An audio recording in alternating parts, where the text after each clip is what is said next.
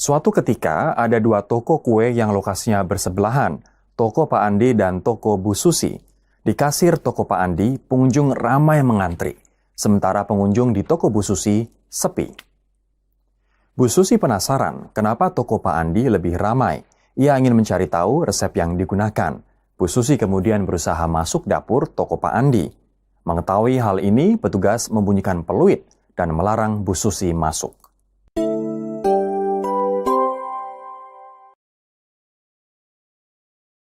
Halo rekan IKM, berdasarkan kasus tadi dapat kita cermati bahwa resep makanan dapat memberikan keuntungan ekonomi. Itulah sebabnya resep sengaja dirahasiakan oleh pemiliknya. Apapun yang dapat memberi keuntungan ekonomi dan dirahasiakan oleh pemiliknya merupakan rahasia dagang. Rahasia dagang ini dilindungi oleh undang-undang. Ada sanksi atau hukuman yang akan dikenakan bagi siapa saja yang menggunakannya tanpa seizin pemiliknya. Kita telah mempelajari pentingnya perlindungan terhadap desain produk yang kita bahas pada video sebelumnya. Ada hal lain yang juga penting untuk rekan IKM pahami. Salah satunya adalah menjaga kualitas dari produk itu sendiri. Menjaga kualitas produk sama dengan memelihara kesetiaan pelanggan. Dengan begitu, seorang pembeli tidak hanya akan membeli produk kita satu kali saja, tetapi berulang-ulang atau bahkan rutin. Nah, rekan IKM, kualitas produk erat kaitannya dengan apa yang akan kita bahas dalam video kali ini, yakni rahasia dagang. Kali ini kita akan mencoba memahami apa saja yang termasuk dalam rahasia dagang, supaya kita dapat menjaganya agar tidak disalahgunakan oleh pihak lain dan berdampak negatif bagi bisnis kita. Setiap produk tentu memiliki rahasianya masing-masing yang membuatnya berbeda dengan produk lain. Namanya saja rahasia. Pastinya adalah hal-hal yang dirahasiakan. Rahasia dagang adalah hal penting untuk dijaga agar produk kita secara kualitas tidak mudah ditiru oleh orang lain. Rahasia dagang tidak hanya tentang bahan-bahan atau material-material pembuatnya saja, melainkan termasuk juga mengenai cara pembuatan, cara pengolahan, cara penjualan, dan juga informasi lain di bidang teknologi atau bisnis yang memiliki nilai ekonomis, yakni informasi yang dapat digunakan untuk menghasilkan keuntungan. Nah, rekan IKM, kenapa keempat hal ini perlu dirahasiakan? Keempat hal ini berkenaan dengan kualitas produk yang pada akhirnya akan berdampak pada reputasi produk, bahkan merek yang kita miliki.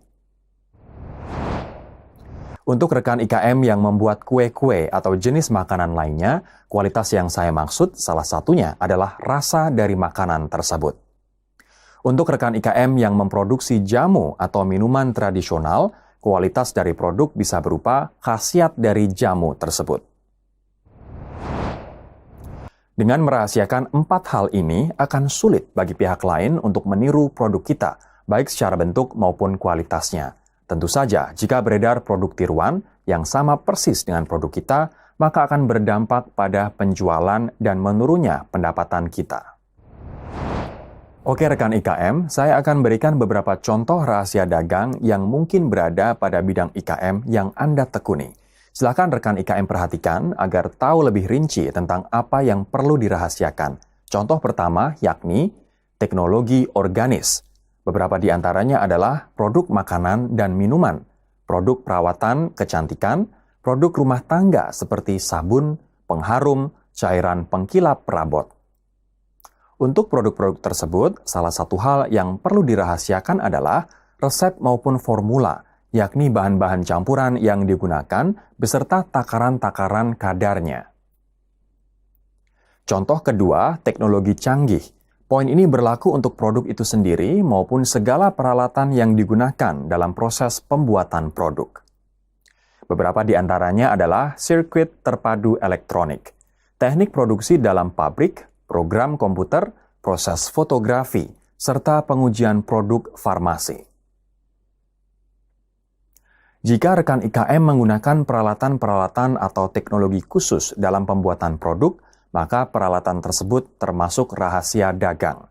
Atau justru, rekan IKM adalah produsen dari sebuah alat atau teknologi, maka komponen-komponen yang terdapat dalam teknologi tersebut adalah rahasia dagang.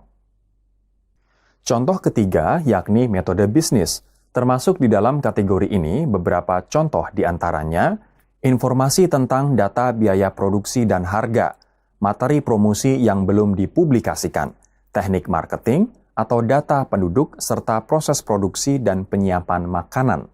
Contoh lainnya yang juga merupakan rahasia dagang adalah metode pembelajaran untuk dansa. Berikutnya, contoh keempat yakni pengetahuan bisnis.